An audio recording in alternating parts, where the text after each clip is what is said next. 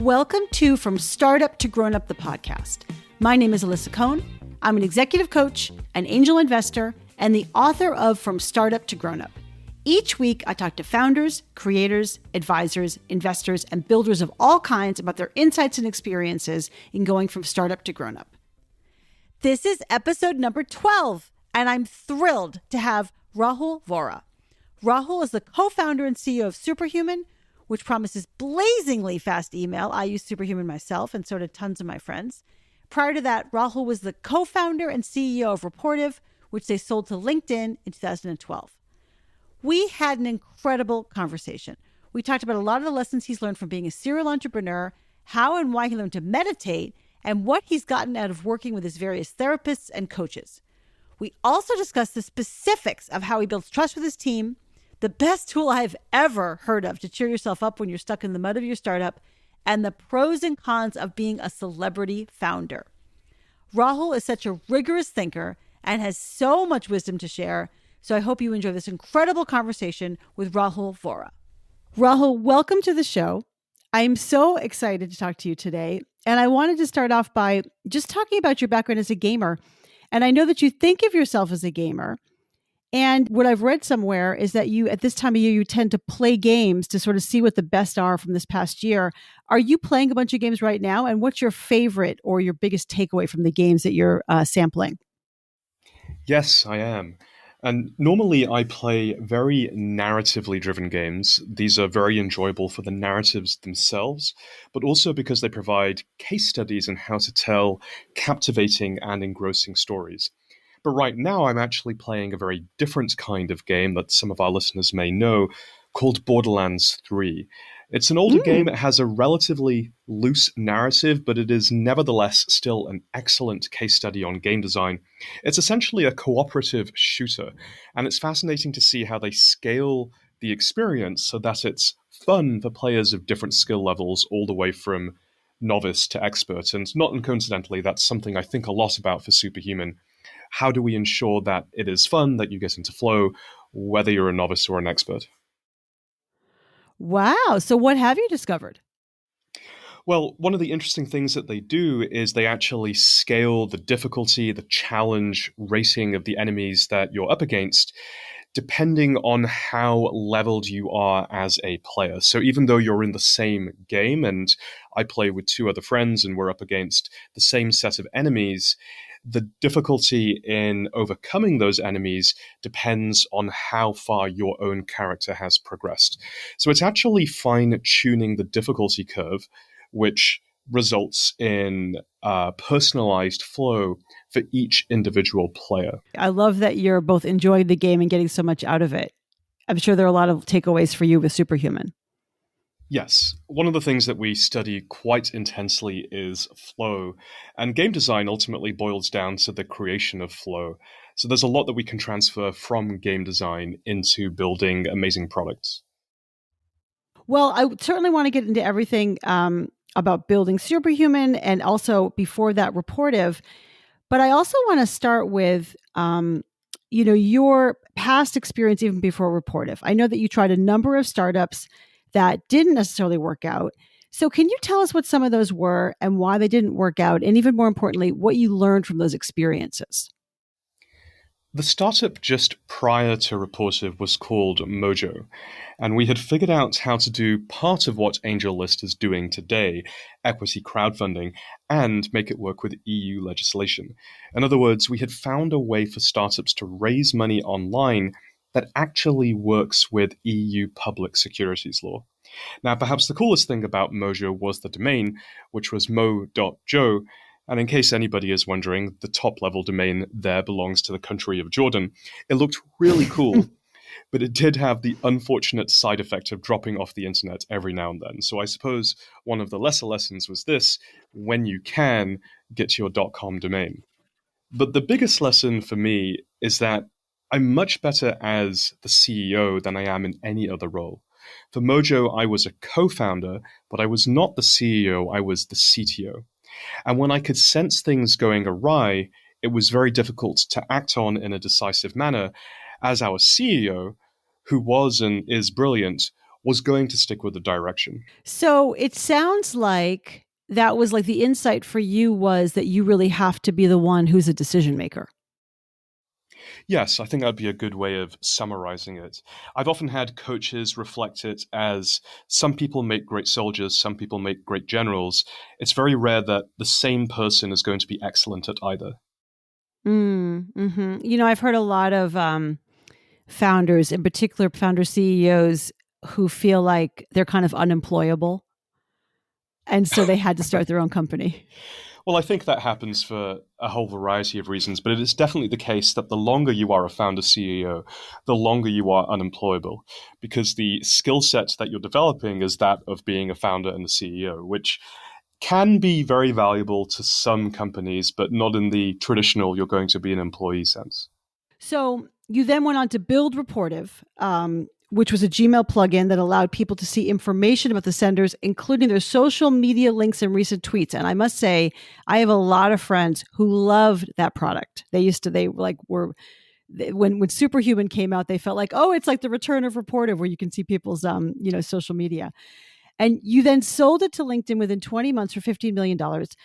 And what I heard you say on a podcast is that one of the reasons you sold it is because you were exhausted, and that maybe you could have taken a month off instead. And I later read that you actually talked about hospitalizing yourself after the experience of Rapportive. So I'm just curious, like, what was that like? And what was, sort of the lead up to those experiences, those difficult experiences? I did what many founders do, I think, in their 20s. I used working hard as a substitute for working smart. And with the benefit of hindsight, and this is something I am actively working on to this day, I would just have compassion for my younger self. I'm the kind of person who will beat myself up if I fail in any way. And whilst that can be powerful, it can also be quite detrimental. So if I could, I would go back and I would give myself some advice. Number one, have a strategy and stick to it. Number two, always raise one round ahead of traction. This is something that we've done for Superhuman. Number three, think big with visions that scale to hundreds of billions of dollars of value creation. And then number four, and finally, take care of yourself. Whilst you work on your startup, don't forget to work on your mind, body, and soul.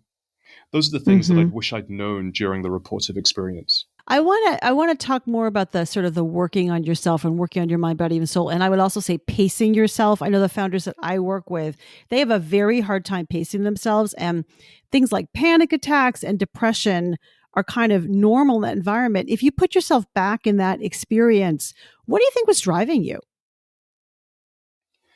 I think what was driving me was, any number of things. The joy and satisfaction of delighting our customers, the utter refusal to fail at any costs, the realization that everything I had done up until that time, I was about 26, 27 years old, was resulting in the opportunity that I had there and then.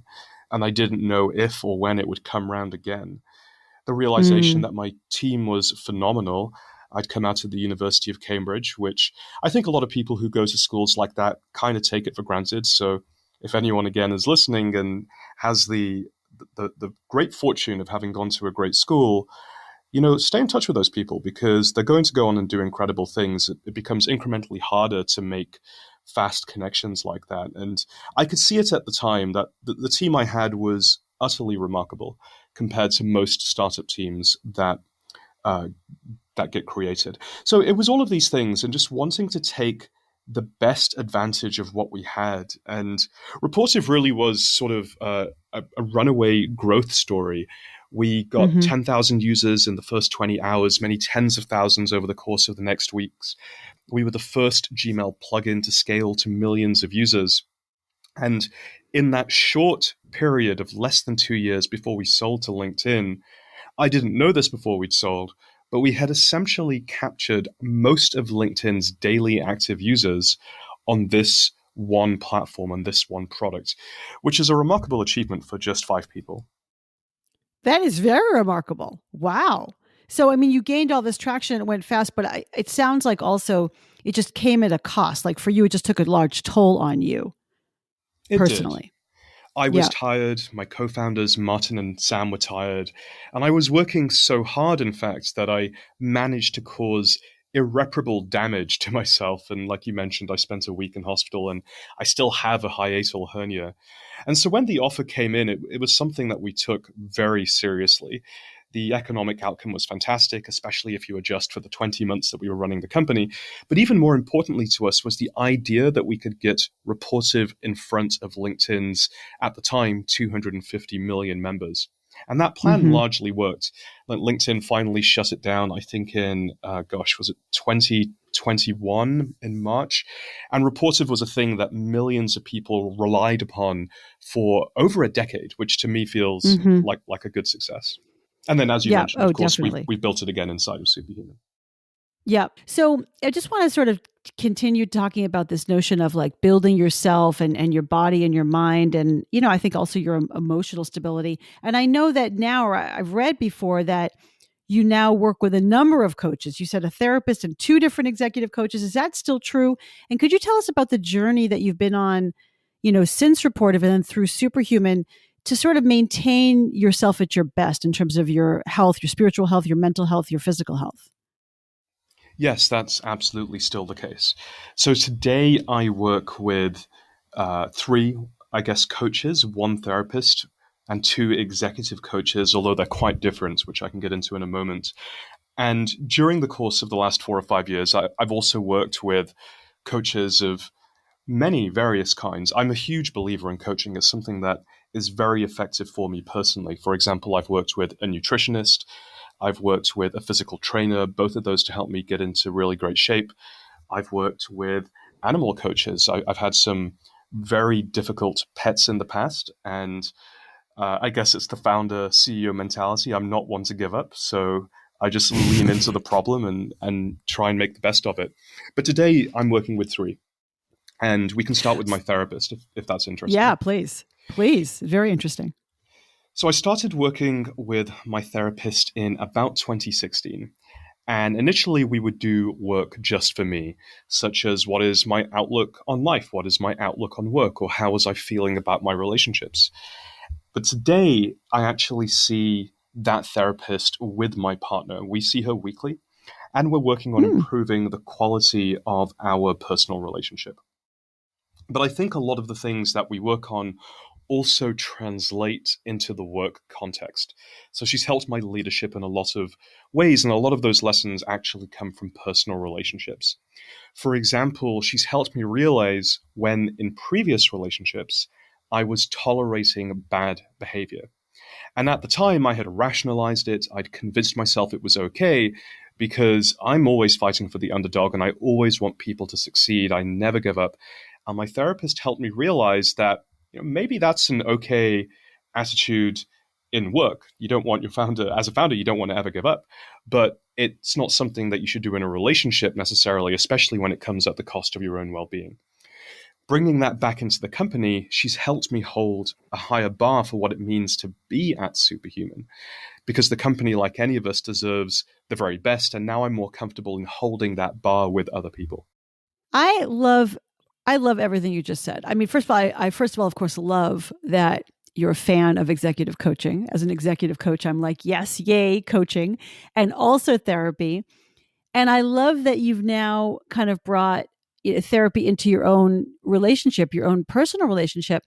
Do you think that there's still, or I guess I'll say this, I experience that people, certainly men in Silicon Valley, of a certain kind, have a little bit of a stigma around getting help, and maybe a coach is okay, but a therapist makes you uncomfortable. Do you see that? And did you have to overcome anything inside of yourself to get that kind of help? Actually, I don't see that at all. It's interesting as you were saying that I was trying to think of anybody I know who seems resistant to the idea of getting help. I think maybe there's a nuance there, which is it often has to get bad enough until it really hurts. Something has to catalyze the, provide the activation energy to get a therapist, to go through the research, to find a good one, to find one you gel with. It's a lot of work to get started. And Hmm. something bad often has to happen in order to make that something that people want to do. But I don't think there's a stigma today, perhaps in the way that there used to be, at least not in my circles. Not in your circles. Yeah, no, that's great. And can you tell us more about what you get out of your experience with your coaches? Absolutely. So I work with two. The first of all, being a meditation coach. And I've been working with my meditation coach since about 2019. Now, I've had several false starts with meditation. I've tried various apps and techniques over the years, but I was never able to stick to a practice.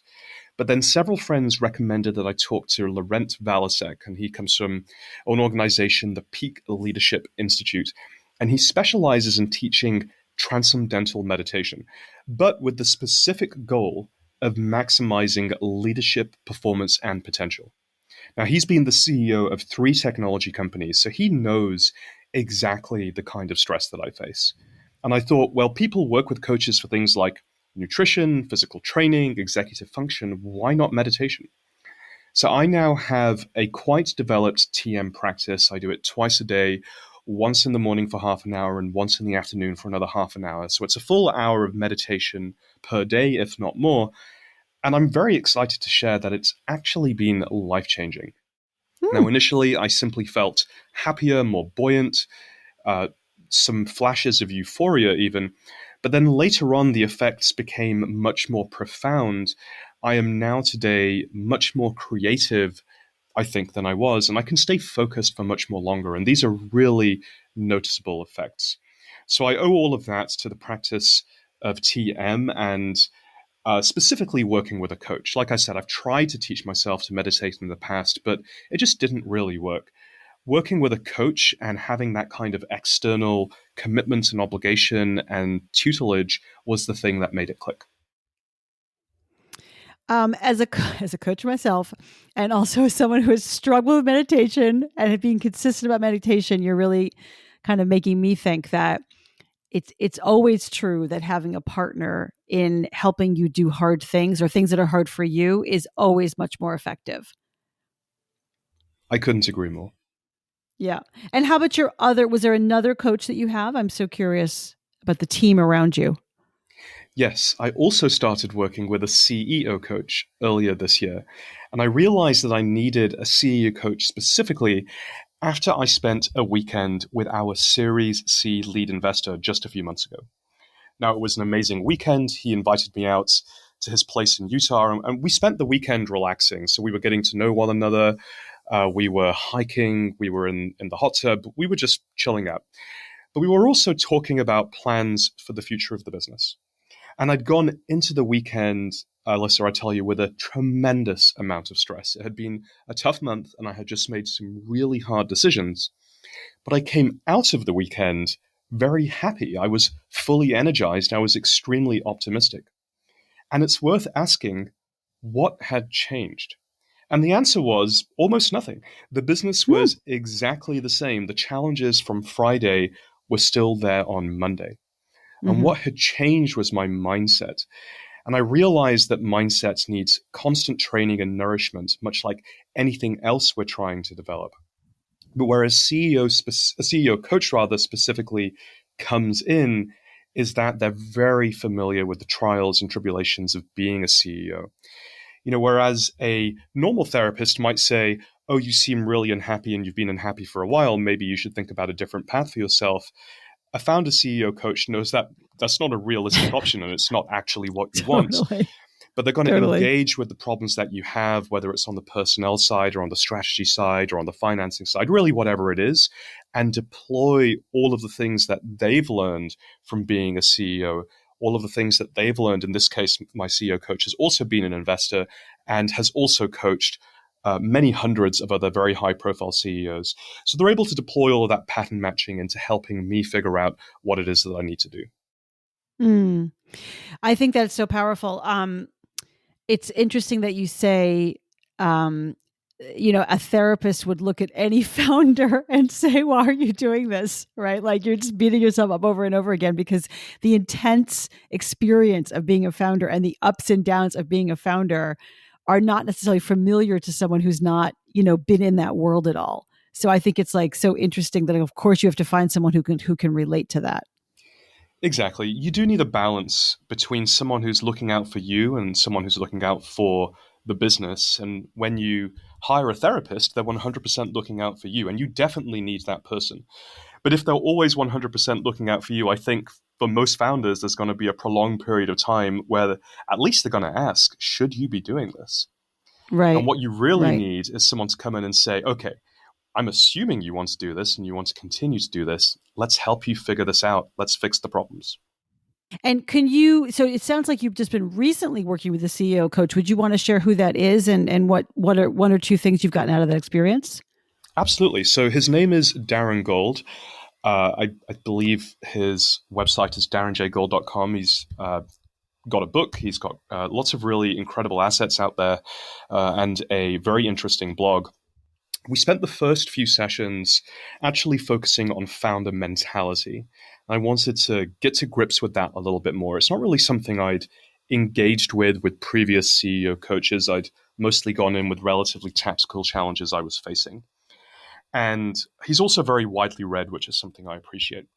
After a few sessions of working with me, he had the very accurate observation.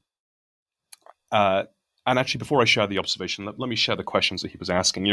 He would ask things like, well, how do you spend your time? What do you do when you wake up? What do you do during the day? When do you finish working? What do you do on the weekend? What do you do on Saturday? What do you do on Sunday? And for those who know me, they'll know I'm a very busy person. I also run an angel fund, which I put in time on Saturday morning. I'm, as you noted, a very avid gamer. I also run a bi-weekly D&D campaign. I do all of these things. And then he asked me the killer question, which is, when is the last time you didn't do anything? And I was like, well, I practice TM twice a day. I spend an hour a day not really doing anything. And he's like, that doesn't really count because you're still doing something. You're practicing meditation. And there's a specific goal there. When was the last time you did nothing? And it dawned upon me the implication of what he was saying. And I said, well, Darren, I actually, quite honestly, can't remember the last time where I did literally nothing, or I was just with myself without an agenda, without something I was trying to do. And he was like, okay, I think we're starting to unravel this. And a conversation or two later, he'd recommended that I read a book, The Death Fallacy. And he thought that I am an archetypal representation of the kind of founder who is, at the deepest level, operating out of a fear of death. And this isn't just with respect to the work that I do, but it's how I live my life. It's how every single minute almost has something that I'm trying to do in that period of time, whether it's work or not, whether it's a weekday or the weekend, whether it's trying to build a company or whether it's trying to advance a hobby. And it's become increasingly acute over time. As I've gotten older, I've found myself feeling that I have less and less time, not just because I've gotten busier at work, but also because I genuinely feel like I'm running out of time in life. And so he was able to pinpoint that very accurately. And the awareness, of course, is just the first step with any kind of change. But now that I'm aware of that, we're starting to deal with the implications of that. And how do I become okay with the idea that life is finite and I'm not going to be able to do all the things I'd ideally like to be able to do? And how do I get to peace with that and to really live life in the most joyous way, nevertheless? So that was the first theme of work that we started with. And now that it's the middle of December and it's Q4, I think we're doing what most founders and executive coaches are doing, which is working on 2022 planning. So it's been a little bit of both of those. Right. So from the death fallacy to 2022 planning, it's like from the sublime to the mundane, right? Well, this is why you need specifically a CEO coach, an executive coach, someone who can flip from founder therapy, which every founder needs, to, Right. okay, you've got ambitious goals for next year. Let's figure out how to help you get there. Right. Right. Like, let's go do that. Right. Well, I'm glad I asked that. That's very rich. The death fallacy sounds like something I myself would benefit from. And I'm sure that people who are listening to this all feel the same way. The people that I work with and that, my listeners are very like, let's get everything done. And I appreciate what you said is that something's driving us. And I have found with myself, with everybody I work with, there's always something underneath that's driving you. And it's very helpful to your point about awareness to pinpoint that or to get a handle on that, because then you can begin to unwind it in some way. Exactly. Beautiful. Wow. Well, I would love to know. I'm going to switch gears a little bit because I'm super interested in how people grow as leaders. And, I'm also I'm a big fan of feedback. I do 360 feedback for everybody. And the founders that I work with love feedback because it's helpful to get the truth from the folks around them. I know that you have talked a lot about, you've talked a lot about the sort of the systems and frameworks that you use to take in feedback about your product, about Superhuman and from the users. Do you have similar frameworks or a way to think about how you take in feedback as a leader, either from your employees or from other people? How do you think about taking feedback in? I do. And I get feedback in, I would say, 3 different ways. So, number one, we run pulse surveys across the organization. And this gives folks the chance to provide feedback anonymously. It also measures happiness and well being along a number of key dimensions. It actually gives you numerical scores around things that CEOs should care about, any leader should care about. How long people see themselves staying at the company, how satisfied and stretched and challenged they are, along with a number of other things. So that's the first way. The second way is I simply ask for it. Sometimes feedback comes up in one-on-ones, and sometimes, and actually this is maybe where it's more helpful, it comes up in group settings such as staff offsites. And we're actually about to head into a staff offsite tomorrow. By staff, I mean my leadership team, the set of people who report to me. We have a very tight-knit group. So the folks on my team are very candid with me and with one another, especially in a safe place like a facilitated offsite. The facilitation is very important to make sure that the candidness levels remain high and people stay, fully open and accepting and ready to receive feedback. And then third, I run unusually frequent board meetings, roughly once every 6 weeks. And this was actually a mistake that I made at Rapportive. We didn't really have a board. I never ran a board meeting. And so there was never really that level of accountability at a higher level. I was only at Rapportive ever really accountable to myself. And honestly, that's a mistake. I think every founder, every CEO should have a high functioning and diverse board of successful people, everything from investors to operators to people who've had the job before, people who've been founder CEOs, who can help hold the founder accountable to the high growth targets that we should all have. And you get feedback from your board is what you were saying. You have the regular board meetings. And do you feel you also get feedback from your board?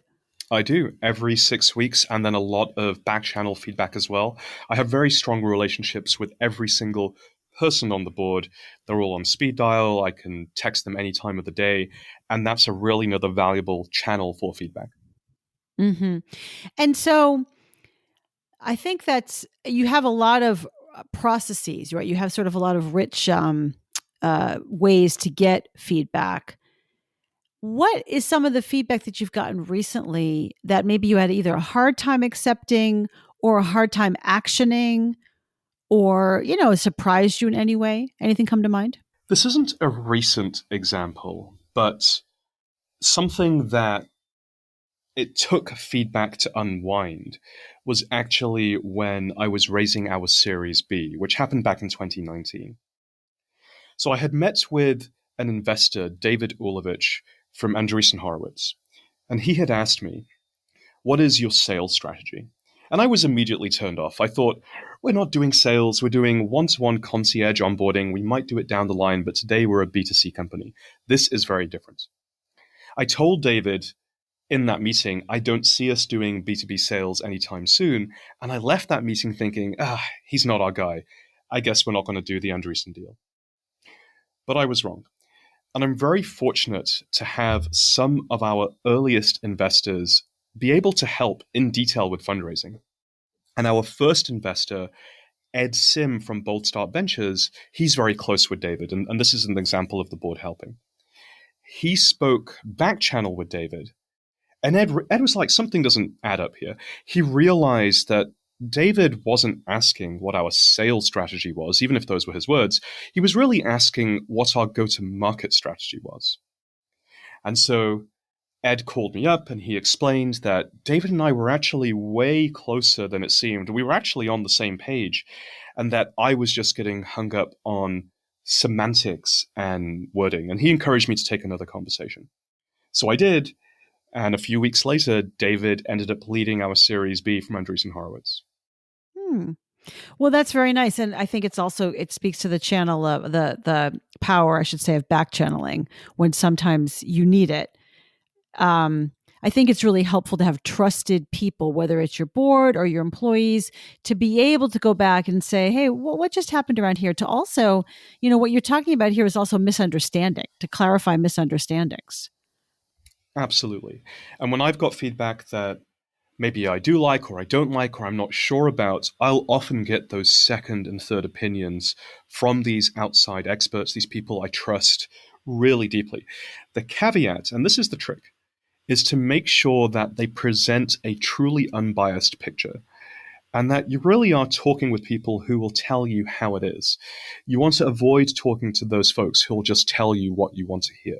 Yeah, that's definitely true. But how do you create that kind of environment inside of your company? Because the truth is that you're the founder, you're the CEO. Also, you have a certain kind of figure. Like I have found you, having met you in Lisbon, I found you very polite and very approachable and very accessible. But I'm not sure if you come across that way immediately. So I'm wondering, is there ever a time where you have to really proactively help people know that they can tell you the real truth? Yeah, and it actually it's less of a problem early on because with any new hire, you're going to develop a certain rapport, a cadence of meeting. We do a lot of social engagements as a leadership team. We're going to have a dinner tonight and an all-day offsite tomorrow, and these things build up the social fabric, which becomes the foundation of trust between me and the people who work for me. Where it's more challenging as we scale are the folks who don't report directly to me. And we've scaled tremendously over the course of the last year. We've gone from around 50 people this time last year to north of 100, including some new product managers and some new designers. And I realized I'd made a bit of a bumpy start with these folks. Halfway through the course of this year, there were some projects that were a little bit contentious because I was giving all of this feedback to the team, but without having built up the immense levels of trust that I had previously built up with all the product managers and the designers that had come before them. Because for the PMs and the designers that had come before them, I had basically hired them and I had trained them and I had ramped them. And so we had a very high degree of trust. Also, it was before COVID, so we'd spent a lot of time physically in person together. Whereas this new cohort didn't have the advantage of any of those things. And so there I was saying, here are the 25 things I think we need to improve about this design, which anyone who's worked with me and has built up trust knows that that's normal and it's not meant as like criticism. It's just I'm really pushing for remarkable quality. And by the way, you're totally allowed to say, I disagree with all of these 25 things and here is why. But I realized I hadn't made it explicit that that was an okay thing to say, and that really what I was hoping for was a robust and academic debate about the thing that we were trying to build, not trying to exert any kind of authority. And so it's a classic error in scaling. Unfortunately, we course corrected really quickly, and I went back to those folks and I apologized, and I was like, hey, listen, I realize we didn't build a foundation of trust. Let's have regular weekly one-on-ones. Let's have those one-on-ones not just be about the artifacts that we're building, but about personal care. Let's have that go both ways. I want to really demonstrate care for you, and I'd love it if you demonstrate care for me as well. Let's have like a real relationship here that's going to be the foundation of trust for the work that we're also trying to get done. How did you realize that? How when you were giving them all these, things and got off on the wrong foot, What made you realize that you had gotten off on the wrong foot with those folks? It was feedback. Not necessarily directly, but from folks who mutually work with them who said, the way that you handled yourself in that meeting is fine for someone who knows you and with whom you've built trust, but for someone who's just meeting you can be a little bit overwhelming. And so they're actually quite upset. I recommend you have a conversation with them. Did you at all fight back against that? Like, oh no, it's obvious what I meant. Or did you just say, oh, okay, thanks? I honestly can't remember the specifics of the conversation. I'm going to guess I had some level of defensiveness. I probably tried to explain myself for a minute or two.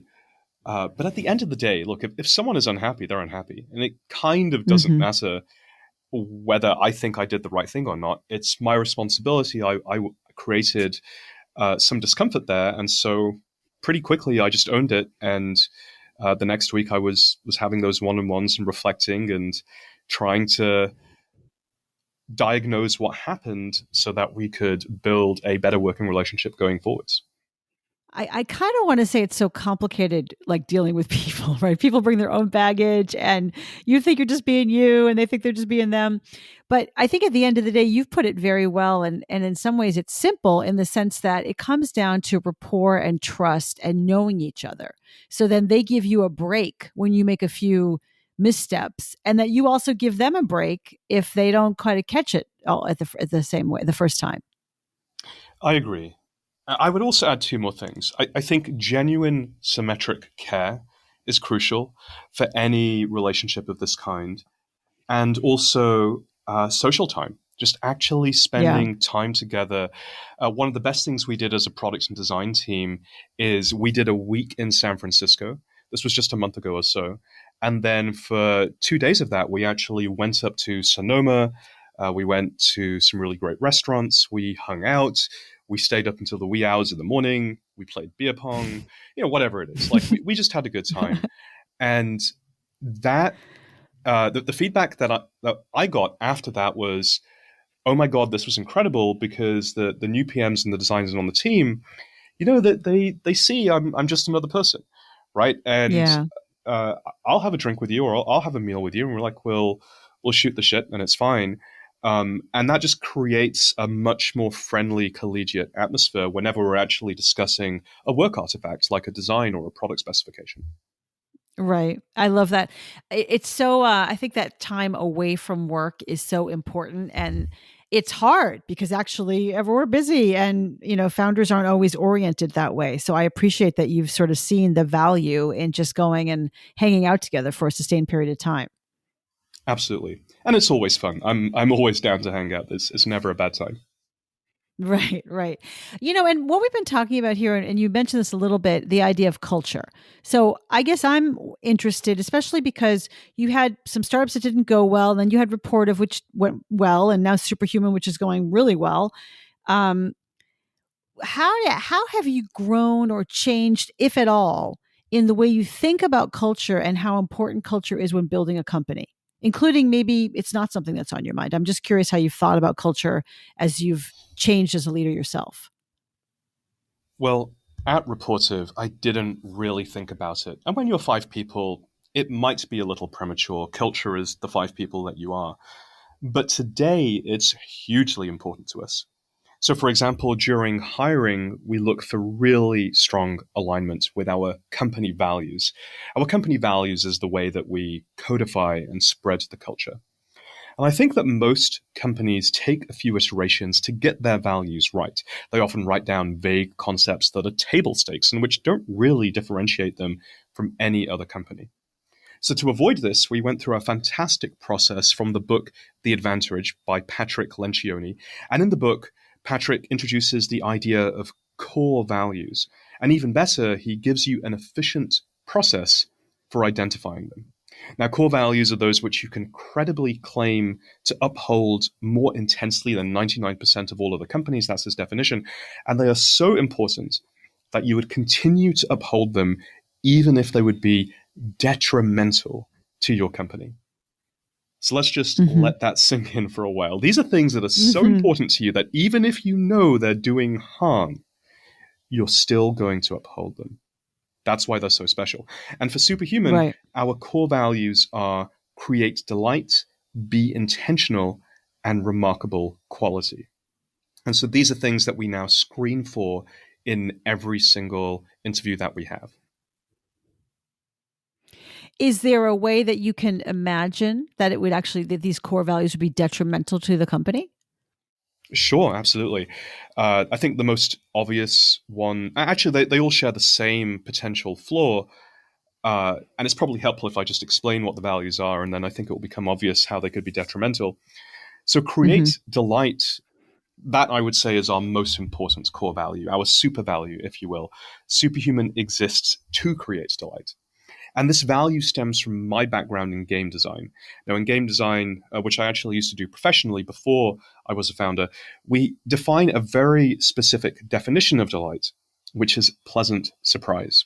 So imagine a delightful moment that you experienced. It would both have to have been pleasant to experience and also surprising.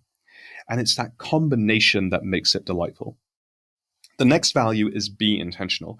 Whilst create delight talks about what to do, be intentional talks about how to do it. And those who know me and the others at Superhuman will know that we are incredibly intentional. We don't act arbitrarily. Instead, we act with reason, thought, and deliberation. And we've found that this trait is quite rare, and we really care about it, so we made it a core value. And the last value is remarkable quality. It's not enough to just create delights and to do so very deliberately. We also strive for exceptional quality in everything that we do. And so we love to work with people who are excited to produce work that is striking, worthy of attention, and a contribution to the state of the art. So I think the unintended consequences of these then become clear. Do your customers care that your work is a contribution to the state of the art? Did my customers care that I obsessed so hard about product market fit that we actually rewrote the whole way that Silicon Valley does that? No, they probably don't. It's completely arbitrary. But I care so much about advancing the state of the art, even if it's in the processes of how we do products, that I'm going to push myself to that level. Now, the downside is that that can take time. It can be distracting. Do your customers care that you're being super intentional and thoughtful about decision making? And maybe down the line if you get all of these things right, but it's definitely going to slow you down in the short term. Now, we've made the choice that that's the kind of company we're going to be, and we're always looking for ways to do these things, but to do them quickly. But you definitely do sacrifice some things which you might have if you chose the opposite set of values. For example, if you had Facebook style values, move fast and break things, that's the literal opposite to everything I just said. Move fast implies maybe taking decisions less intentfully and caring less about delight and sacrificing quality. But that would be an anathema to all of the people who work at Superhuman. And also maybe to you and your makeup, like you're just not made that way. Oh, absolutely. And these three values are a direct reflection of also my personal values, which I think is very important for any founder CEO. If your personal values and your company values are even slightly at odds, you are going to be unhappy. So they should be very one-to-one. You know, on that topic, since you mentioned move fast and break things, which is another, sort of in some ways has been a Silicon Valley rallying cry. I think, things are changing now. But there's another rallying cry that I've heard, which is the idea of building in public. And if you're not embarrassed by your first version that you shipped too late. But I know that, that again is not what you just said. And also I know you waited quite a while between founding the company and building the product, then finally launching Superhuman. So I guess I'm wondering, are those kind of platitudes wrong, or they're just not you? And what was there a downside about waiting so long to launch? I don't think so. And I've seen a lot of companies, especially in our space, which I would broadly define as productivity and collaboration, basically get this wrong. Now, I personally no longer believe in the traditional launch. Let's say you've built a new email client or a new task manager or a new calendar app. The surface area for these products is absolutely massive, bigger than almost any domain you could think of. And what that means is you also get a massive surface area for bugs, as well as massive variability in how users want to use the product. Now, traditionally, most companies would launch their app, and because the demand for these products is so high, they would quickly get tens of thousands of users. Today, that's not that impressive. But guess what? These users will find thousands of bugs, and the company would quickly get overwhelmed. The company would not be able to fix the issues fast enough. And so those users will become disappointed, they'll churn out of the product, and then they'll tell everybody about their experience. This is the very definition of a net detractor. And so in my experience, it's significantly better to do what we do, onboard customers at a measured but increasing pace every week. And that way you then have the bandwidth to fix any issues they find, and you can focus on making them exceptionally happy. Also, I'm just reflecting on my own onboarding, which was a couple of years ago. And there was a delight actually in talking to a human being. When someone onboarded me onto Superhuman, I was like, oh, this is like so, it felt so, I don't know, white glove, I guess I would call it. That was the idea. In fact, we even have used that phrase internally for a very long time. So going back to the idea of, sort of taking this much time to launch, what I've heard you say is that, you had an internal stress about it, that on the one hand, you had these incredible engineers working on this thing, and you were sort of, it was almost like I picture you holding back these thoroughbred horses from launching. And maybe it was hard for you to talk to them about, why we're waiting, sort of, can you talk about what that was like pre-launch and how, I think bigger picture, how you navigate the times when you need to be transparent and want to be transparent, but also maybe can't be transparent? One of the key things that I was looking for before we do a big launch was this notion of product market fit. I think most of us know what that is, but in short, it's the number one reason why startups succeed, and the lack of it is the number one reason why startups fail. Various folks have pithy definitions. Paul Graham would say it's when you made something people want, and Sam Altman would say it's when users spontaneously tell other people to use your product. But the definition that is the most vivid and which has always stuck with me is Mark Andreessen's. And he would say, you can always feel it when product's market fit is not happening. Customers aren't quite getting value. Users are not growing that fast. Word of mouth is not spreading. The press reviews are kind of blah, and the sales cycle takes too damn long. But you can always feel it when product's market fit is happening. Customers are buying as fast as you can add servers. You're hiring sales and support as fast as you can. Reporters are calling you about your hot new thing. Investors are staking out your house, and money is piling up in your checking account. Now, the thing is, I couldn't just say to my team, we don't have product market fit.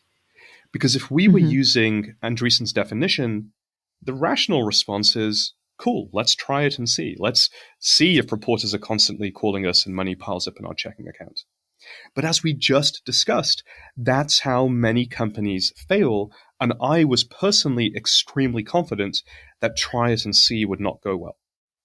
And so I took it upon myself to search for what felt like the holy grail, for a way to define products market fit, for a metric to measure products market fit, and for a methodology to systematically increase products market fit.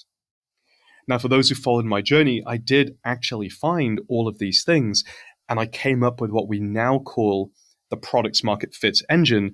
And this has kind of become the new standard for what almost every venture-backed company does to measure whether or not they have products market fit and to help themselves get there. And back to Superhuman, with this engine, not only did I have a way of measuring how we benchmarked, I had a way of showing that to the team, and I also had a way of systematically generating a roadmap that I could show would lead us to success. So this is the big difference between saying to your team, hey folks, I think we have a problem, and saying, hey folks, I think we have a problem, but here is an algorithmic solution. Here is a plan which, if we simply follow, will lead us to success. And ultimately, that's what I think folks are looking for out of their leaders. I absolutely agree with that. And didn't it take you kind of a long time? I mean, what you've just said, and I certainly did follow your journey in the first round review article. And, I really admire that it's almost like you created a new category in a sense in product market fit. But that took you some time, no? And, I'm wondering how you communicated with the team as you were sort of searching this out yourself. It was a thing that had been at the back of my mind for a very long time. And actually, even in the first week of Superhuman, I sketched it out poorly and incoherently on a whiteboard for the 4 or 5 of us who were in the room then. I only really turned it into a polished presentation, I believe, in early 2017, I think it was. Early 2017 was the first time, and so for context, this was maybe after 2 years of full-time work with a team, was the first time that I had taken this set of ideas. I mean, it's kind of a radical idea, the notion that you can measure products market fit and then algorithmically make that number go up. It was the first time I had taken that, really polished it up, and presented it to the entire company. I think there were maybe 12 of us at the time at a whole company offsite. And I was really putting myself out there and I was saying, hey, folks, this is the path to success. If we just follow this, everything will work out.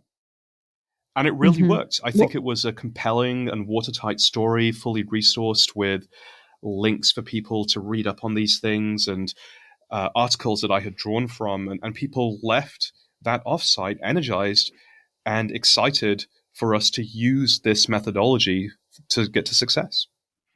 Yeah, I just love your rigor. And you talk about that. So you talk about that time, and there were 12 people in the company, and I guess now you have 100 people in your company, and probably more by the end of next year. And as the CEO of a fast-growing startup, what I observe, and I'm sure you can relate to this, is that your job changes like every 6 months, certainly every year. What are some changes that have been the most challenging for you, or maybe what are the most I guess I would say that the inflection points that stand out to you as you've grown as a CEO, as your company has grown, and what have been the most challenging for you to navigate? I think the most challenging change occurred just after raising our Series B. Up until raising our Series B, we had been exceptionally scrappy. Instead of hiring people who knew how to do things, we always took the approach of figuring out how to do those things ourselves. But when you raise a Series B, and this may sound obvious in retrospect, but this becomes the wrong trade-off. At that stage, founders need to start hiring experts, and not just experts, executives, people who have built their teams multiple times before and who can preempt everything that will happen over the next 2 years. People who have done this stage of the journey several times before. And I think that's a real mindset shift for most founders, and it took me well over a year to realize. What I should have done is immediately after raising the Series B, I should have intensely focused on hiring world-class executives. And you must have corrected that. I mean, I think you must have decided, sort of seen that, and then decided to make a change. Is that right? Oh, absolutely. And my board was telling me, hey, you need to hire people who've done this next stage of the journey. Trust us. You're going to regret it if you don't. And I was like, yeah. I've got my, I'm still just trying to figure out how to hire engineers. And I always had an excuse.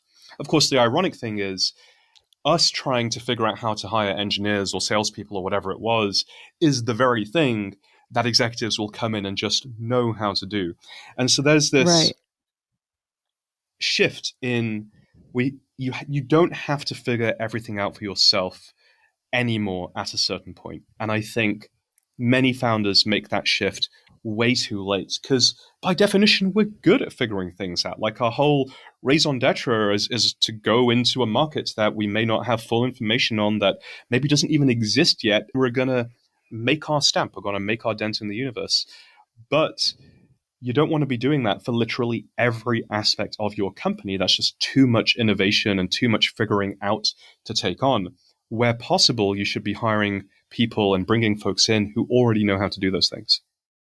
Right, at the right stage. Not doing it too early, because I think that brings its own challenges. Of course, not doing it too early. And It's fairly obvious that you can't do it too early. You don't have the money, and they wouldn't want to work for you anyway because you're not at that level of traction. Most people leave this way too late. I think that's very insightful. Was there anything inside of you, if you think about your own personal growth, during that period or even later, that you feel like you had to grow something inside of yourself to be the kind of person to sort of expand your capacity in your internal state to overcome challenges? I don't think so. I think that the biggest personal change has really come out of a combination of working with the three coaches, the therapist, the meditation coach, and the Mm-hmm. CEO coach. And the net output of that is I'm probably, I don't know, 2 to 5x more emotionally resilient today than I was 3 to 4 years ago. Mm-hmm. And this is important because the companies become no less chaotic over time. Indeed, the swings up and down just get, on an absolute scale, larger and larger. And one of the things that a founder needs to do is to increase their own emotional reservoir to accommodate that. Yes, that's very well said. I think for you, this is not true for all founders. In fact, very few founders. Rahul, I sort of see you as like a celebrity CEO. You're very well known. You have a lot of things out in the world. People reference you. I guess with your high profile, you're kind of famous. What prepares you to be so well known, or what have you observed about that status for yourself, and kind of what are the upsides and what are the downsides of that? Well, as being well known goes, I wouldn't say I'm that well known. But to the extent that I am known, it does come with some, I would say, upsides, some downsides, and some random side effects. The main upside is credibility. And as a first time Mm-hmm. founder, I remember pitching investors and candidates, and in either case, being met with major skepticism. And as an unknown entity, they were all wondering whether I could execute, whether I could build a product that people love. And as a serial founder and having done precisely that a few times, I can fortunately skip that part. Investors and candidates alike today can see that track record and they can confidently believe that we can and will execute and that we do build products that people love. And we know how to do that. Another aspect of the upside is it makes certain channels easier. So, for example, I do a lot of TV media. I was on Fox Business News this Monday talking about my angel investing and what the latest is at Superhuman and how next year we're going to bring it to the hundreds of millions of people who use Android and Outlook. I was on Yahoo Finance just the week before talking about our latest mental health and wellness report. I'm also regularly on CNBC, and I'm covering other things. I've covered Apple earning reports, the Roblox IPO, the DoorDash IPO. But because of my profile as a founder and as an investor, it gives just a and I think because I've had like decades of personal speaking training and public speaking training, I'm able to get some of these PR opportunities, which and it's a very long game. It doesn't always reflect back on Superhuman, but often it does, and that's very valuable when it does. Now, the main downside, unfortunately, are impersonations and attacks. Attackers are constantly trying to impersonate me, pretend to our employees that they are me, and one particularly intrepid scammer has tried to launch a fake cryptocurrency in my name, spamming all of my Facebook contacts in the process. So I think that kind of comes with the territory. It's super annoying, but you just have to deal with it. And I would say a random side effect is just being approached when out and about. Fortunately for me, this only happens in San Francisco. I can't imagine what this would be like. Like if you're an actual celebrity and this happens in every city, that would be very frustrating. It only happens in San Francisco where folks they'll always say hello at a cafe or a restaurant and at a bar. But I will say, as an introvert, that's actually really nice because, especially as a British introvert, I normally would never go out of my way to talk to people that I didn't already know. I like to respect people's personal space, and that's just how I was raised. Yeah. But people approach me all the time, and actually, it's pretty fun because it means I'm now having conversations I otherwise wouldn't have. Oh, well, that's a wonderful way to spin it. When you said it only happens in San Francisco, I was thinking some people are TikTok famous, but you're San Francisco famous. I prefer the geographical restriction because to get away from it, all I have to do is leave the city, and then literally nobody knows who I am. That's great. Your public speaking training shows for sure, and you always come across as so polished and so well spoken. Have you ever experienced self-doubt or imposter syndrome? And if so, how have you handled it? I often experience some variant of this, and I think it's inevitable that at some stage, every leader is going to feel some self-doubt or imposter syndrome. And I actually might go so far as to say that if you're not experiencing any form of self-doubt, you may actually be overconfident in whatever you're doing. So I think there Yeah. are two ways that I've handled this. Number one, I just simply take the time to remember what I am world class at. And for all the things I'm not great at, and there are many, there are some things I can do really, really well, whether it's storytelling or interaction design or product positioning. And I think we can sometimes, as founders, lose sight of this, especially if we're bashing our heads all day long at whatever our current pet challenge is. So that's the first thing. And the second thing is I speak with my investors. I speak with my board, often in a very one-to-one setting. Now, I live in the day-to-day, and so I have to deal with the minute-to-minute chaos of running a company. But my investors, and I deliberately chose them for this quality, have a very long time horizon.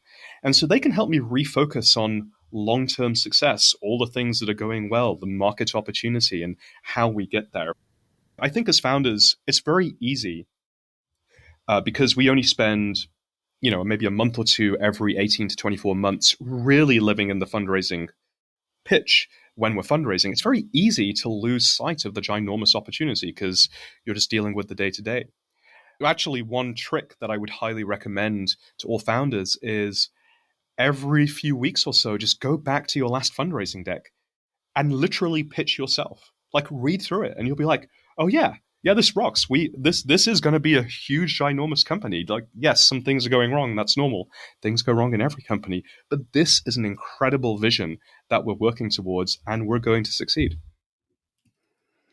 I love that. I tell the founders that I work with to put together a highlight reel, which reminds them of their accomplishments. And really, it's what you're talking about, reminding yourself of what you're world class at. And then I love this idea of pitching yourself, going back to your deck and reminding yourself what we're doing. What we're not doing is like this annoying issue that we're trying to solve. What we're doing is changing the world in this fundamental way. It's helpful to remind yourself of that. Exactly. And that helps put all of the challenges into context. The challenges then actually seem small by comparison to what you're trying to do. And so it's just so much easier to take them with gusto. Right. I love that. I love that so much. My last question, there's so much more to talk about, but just my last question for the moment is, what advice do you have for other founders as they embark on their own journeys to grow as leaders? What a great question. So I would say 5 things. Number 1, work with coaches. Number 2, find a great therapist. Number 3, find a world-class CEO coach specifically. And number 4, find somebody to teach you a powerful meditation practice. And then, of course, number 5, pitch yourself your fundraising deck every month or so. I found that each of these has been life-changing in their own right. That is wonderful. I just want to remind everybody that what he said was go find coaches for various things that will help you. But in all seriousness, I just want to say thank you. Your insights are so valuable. And to your point about credibility, coming from you, I just know how valuable this conversation is and will be for everybody who listened to it. So thank you so much for joining me today, Rahul. Absolutely. Anytime. Thank you, Alyssa. Thanks for listening to From Startup to Grown Up. If you like what you heard, give it a review on Apple Podcasts so other people can find it.